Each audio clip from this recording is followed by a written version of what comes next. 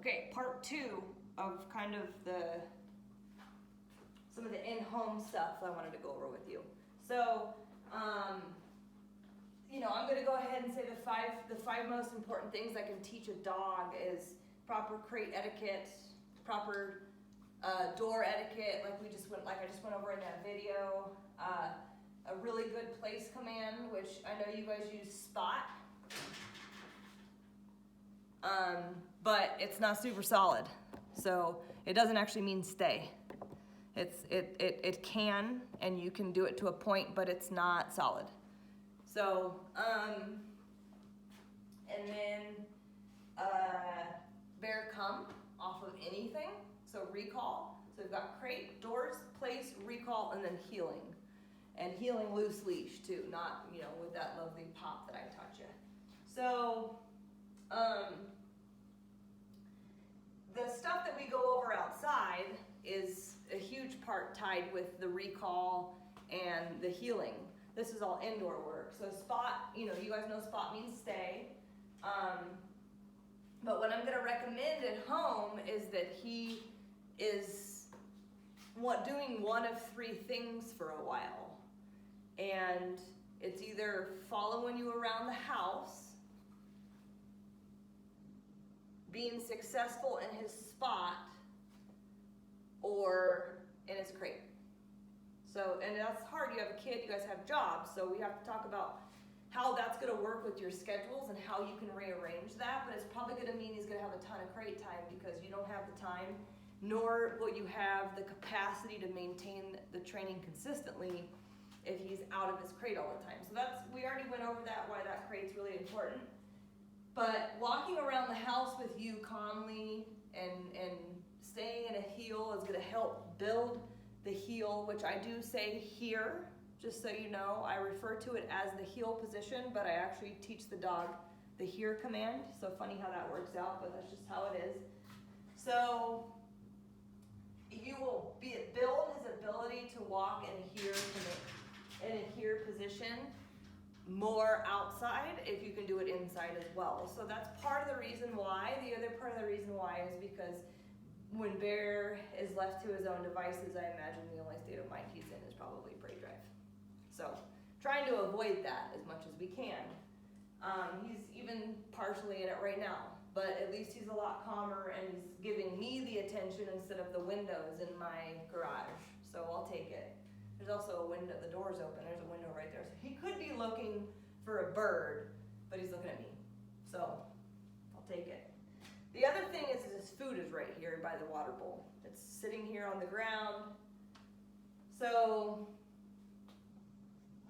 that's probably why he's looking at me in prey drive, but also look how calm he is about it. So that's pretty exciting.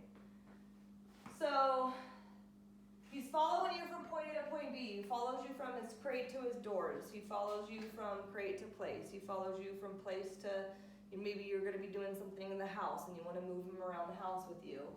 But whatever it is, I would encourage you guys to not allow him to just run around free. Really try to only put him in situations when he's in his spot that you can maintain and be consistent about to ensure that it is a solid stay.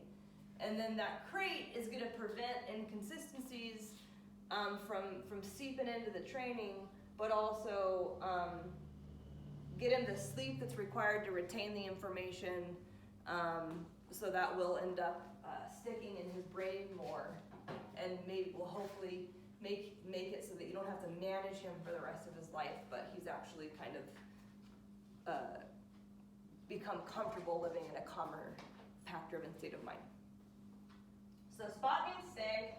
I'm actually going to send you it's called trigger training, and it's a way to use your place board to teach him not to be triggered by things like putting on your hiking shoes, picking up your car keys, your child having a plate of food in front of her, things like that. So it's called trigger training. I'm going to send you a video. It is of a different dog, but it's my best trigger training video that I have because the dog is triggered by lots of things, and then I can work the dog through it all the way to the end until the dog's no longer triggered by the stimulus anymore. So it's my favorite trigger training video, and I just don't have the time or energy right now, unfortunately, to make you guys want to bear.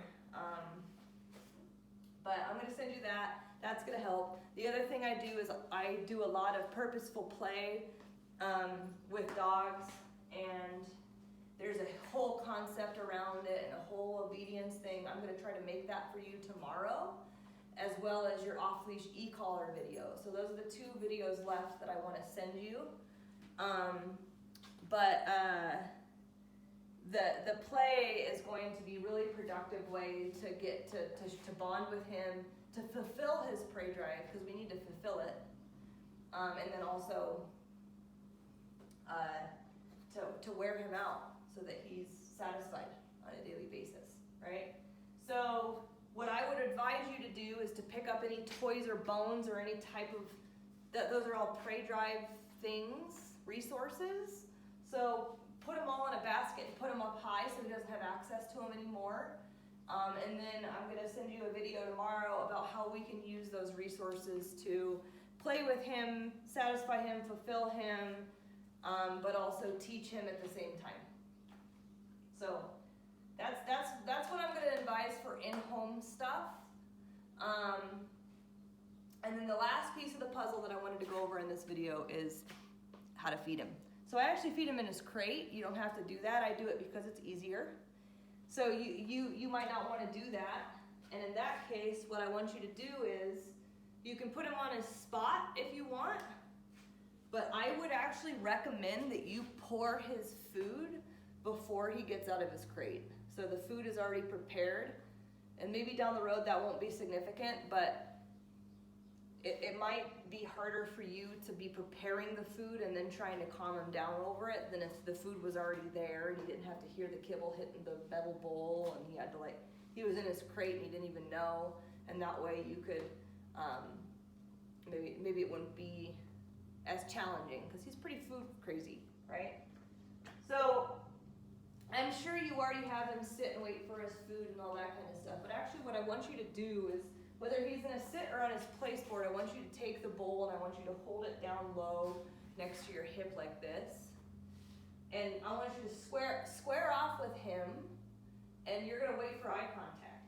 Now he's giving me really good eye contact right now, right? So he can't break the command, he can't break it down, he can't, he's in a down on place, he can't break any of those commands, he has to stay in them.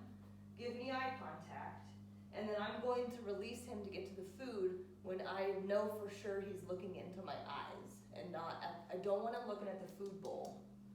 I will reinforce that instead of, I'm trying to build pack drive, so access to food comes through me, you've got to look at me.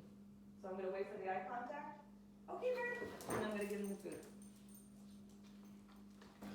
So that's, we're going to go over this all real quick on Saturday. I want to focus a lot more on switching the drives and teaching you guys about the e-collar on Saturday. So I'm going to want to go through all this stuff really, really quick. But I would watch both of the indoor videos and really take notes, because that type of stuff sets the tone for the outside world, and it's a great opportunity to build more pack drive into him and get him for you to be more relevant and for him to see you more clearly. So this is definitely going to be something you're going to want to implement into your day-to-day.